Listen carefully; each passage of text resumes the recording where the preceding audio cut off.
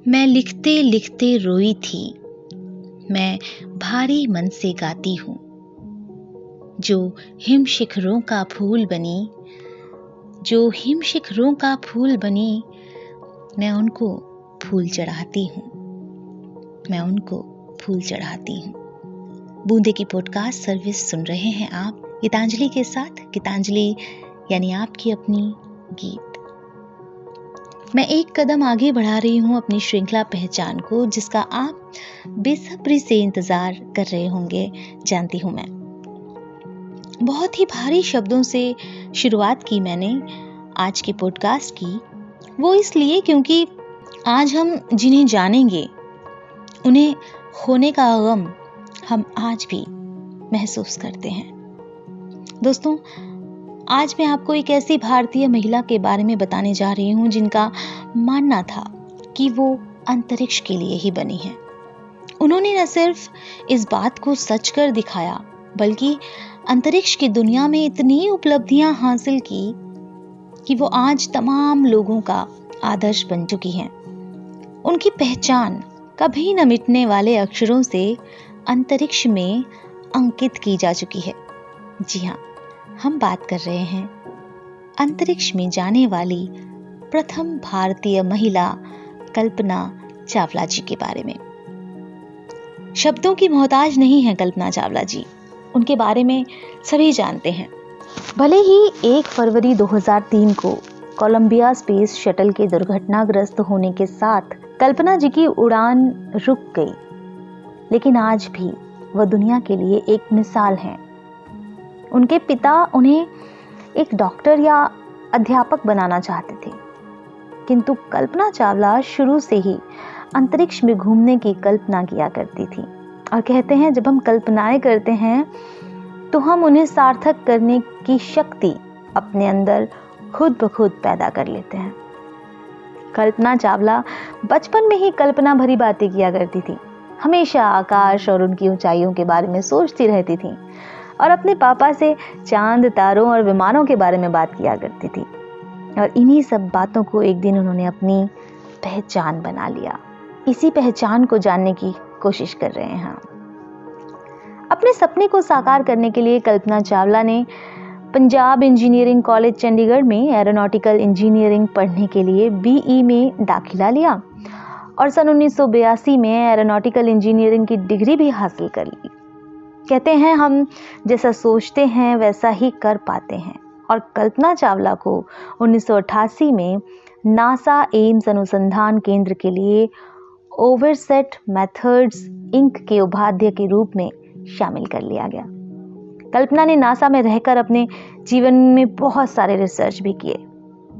कल्पना चावला की लगन और मेहनत को देखते हुए बाद में उन्हें अंतरिक्ष मिशन की टॉप 15 की टीम में शामिल कर लिया गया।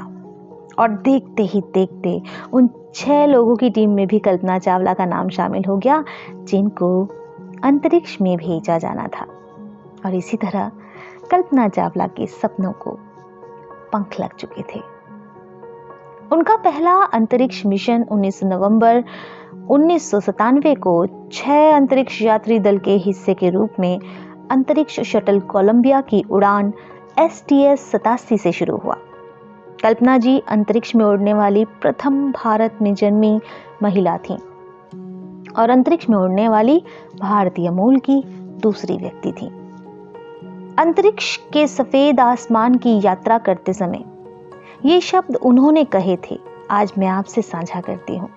उन्होंने कहा था, आप ही की बुद्धि का परिणाम हो। जी हाँ, आप जो हैं वो आप ही की बुद्धि का परिणाम है। सन 2002 में कल्पना को उनके दूसरे अंतरिक्ष उड़ान के लिए चुना गया।